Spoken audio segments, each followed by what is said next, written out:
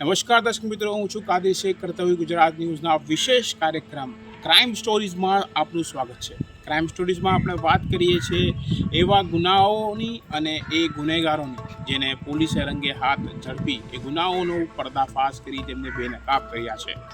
આજે પણ આપણે એક એવા ગુનેગારની વાત કરીએ કે જેણે પોતાનું નેટવર્ક ખૂબ જ શાતિરતાપૂર્વક ઊભું કર્યું હતું.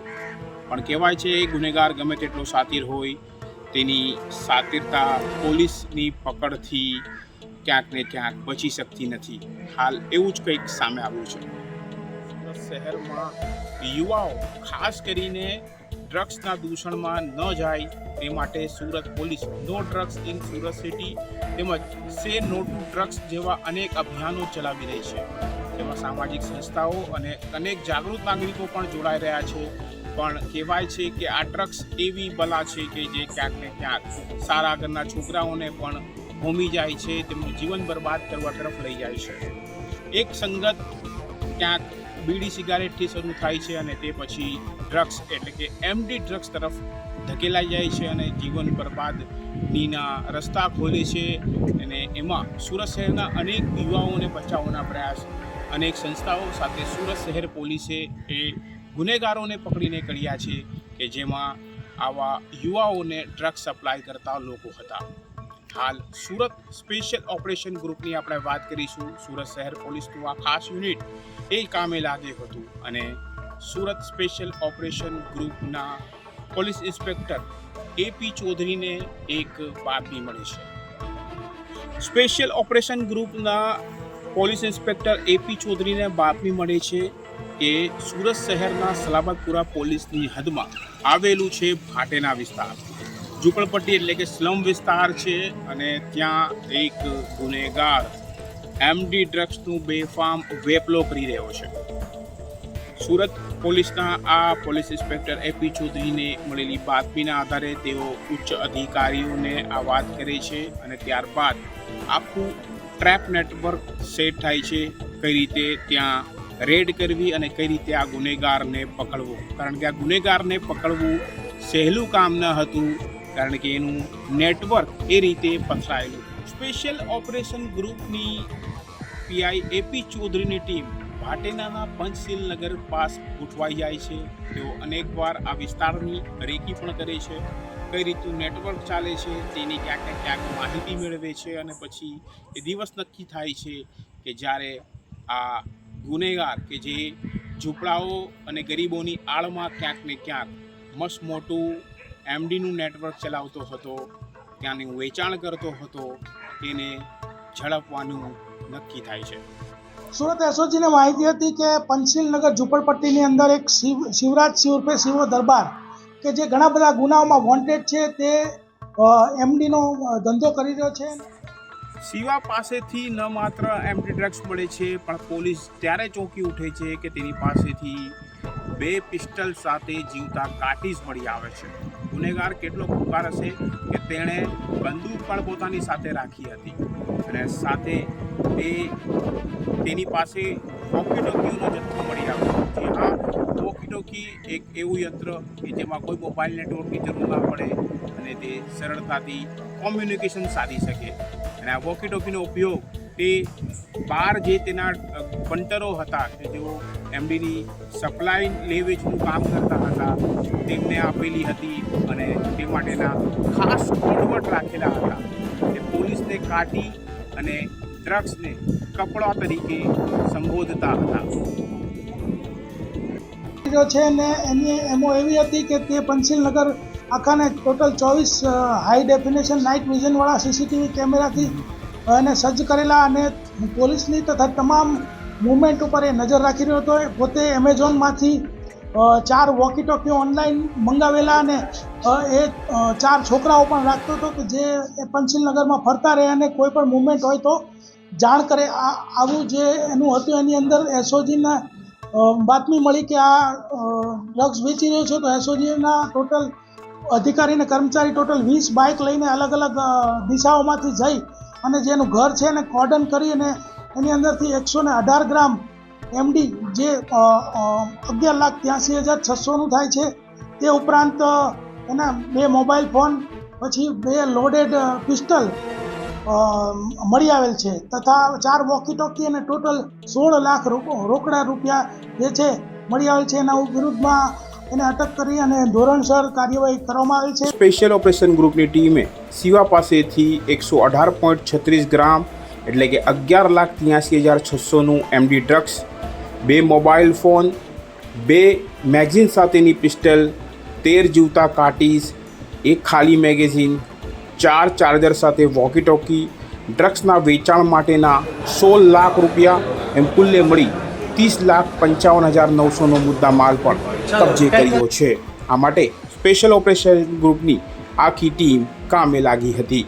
હાલ શિવરાજ ઉર્ફે શિવાનું જ્યારે પોલીસે ગુનેગારી ઇતિહાસ ખંખેલ્યો ત્યારે ખબર પડી કે તેની વિરુદ્ધમાં તો 16 જેટલા વિવિધ ગુનાઓ સુરત શહેર સહિતના વિવિધ પોલીસ મથકમાં નોંધાયા છે.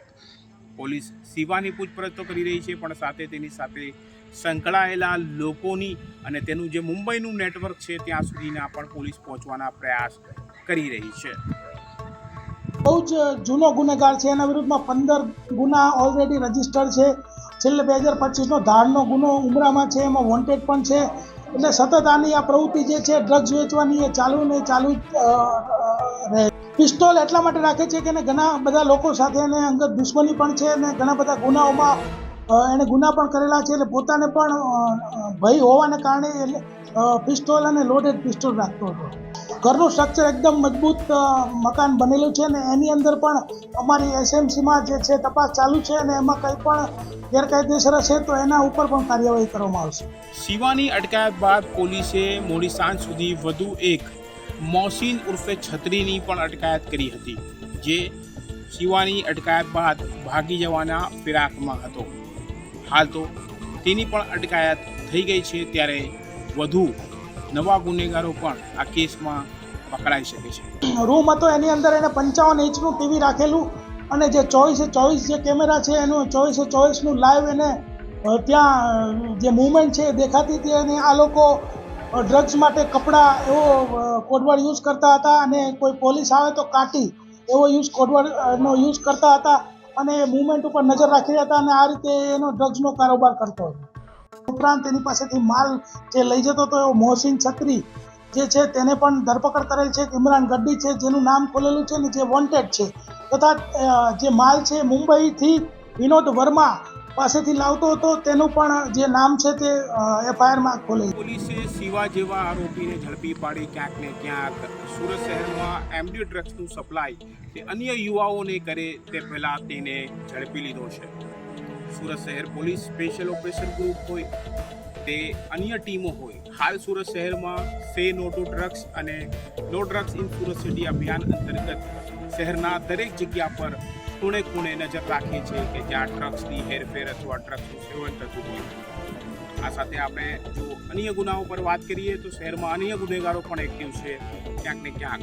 વાત કરીએ કતારગામ વિસ્તારની, તો જ્યાં કતારગામ પોલીસે એવા લોકોને ઝડપી પાડ્યા છે કે જેઓ સોનાને નકલી સોના તરીકે વેચતા. સર, નકલી દાગીના સાથેના 2 આરોપી કતારગામ પોલીસે ઝડપ્યા છે. શું છે આખી હકીકત ને શું કહેશો આ બાબતે? કતારગામ વિસ્તારની અંદર રાજ જ્વેલર્સ કરીને એક સોનાની દુકાન આવેલી છે. આ દુકાનના માલિક પાસે 2 યુવકો એક સોનાની ચેન વેચવા માટે આવે છે અને જે ચેન હતી એની પર 916નો હોલમાર્ક મારેલો હતો અને જે રીતે ભાવ વેચનારોએ એક્સેપ્ટ કર્યો એ પરથી દુકાનના માલિકને થોડું શંકાસ્પદ જણાઈ આવેલું હતું. જે 916નો હોલમાર્ક હતો એ સાચો હતો, પરંતુ બાકીની જે ચેન છે એને જ્યારે સોનીએ ચેક કરી તો તેની અંદર સોનાની જગ્યાએ તાંબાનું પ્રમાણ વધારે હતું. તો આ બંને યુવકો જ્યારે ચેન આવ્યા ત્યારે 5,000 રૂપિયા એડવાન્સ લઈને ગયા હતા અને બાકીના પૈસા જ્યારે લેવા આવે એ પહેલાં સોનીએ કતારગામ પોલીસનો સંપર્ક કરતાં પોલીસ પહોંચી ગઈ અને જ્યારે આ 2 વ્યક્તિઓ એ ડુપ્લિકેટ સોનુની ચેન જ્યારે વેચવા માટે આવેલા એ બંને આરોપીને અટક કરેલ છે. જેના નામ છે અફાન આરિફ જાનુ હસન, જે ધોરાજીનો રહેવાસી છે. બીજો છે પ્રિયાંક જગદીશ દુધાસરા, એ પણ બહારપુર ધોરાજીનો રહેવાસી છે. બંને આરોપીઓને પોલીસે કસ્ટડીમાં લીધેલા છે અને એનું ઇન્ટ્રોગેશન ચાલુ છે કે આ લોકો 916નો હોલમાર્કની સાથે નીચેની ચેન ડુપ્લિકેટ રીતે બનાવતા હતા તે દિશામાં તપાસ ચાલી રહી છે. સુરત શહેર પોલીસ વતી પ્રજાને એક વિનંતી છે કે જ્યારે કોઈ પણ આ રીતે માણસ વેચવા આવે ત્યારે તેનું પ્રોપર ચેકિંગ થાય અને પછી તેનું પર્ચેસિંગ કરે, જેથી આ રીતે ડુપ્લિકેટ સોનાની ચેન કોઈ એમને પધરાવીને એમને આર્થિક નુકસાન ના કરે. હાલ તો કતારગામ પોલીસે ડુપ્લિકેટ સોનું વેચતા ગુનેગારોને જેલ ભેગા કર્યા છે અને તેમની સાથે અન્ય કોણ લોકો સંકળાયેલા છે તેની તપાસ કતારગામ પોલીસ કરી રહી છે. આવા જ ગુના અને ગુનેગારોને અમે સમયાંતરે બેનકાબ કરતા રહીશું. ત્યાં સુધી જોતા રહો ક્રાઇમ સ્ટોરીઝ, કર્તવ્ય ગુજરાત ન્યૂઝ પર. અને રજા આપશો. હું છું કાદિર શેખ, મારા કેમેરામેન સાબિર અલી સૈયદ સાથે. જય હિન્દ, જય ભારત.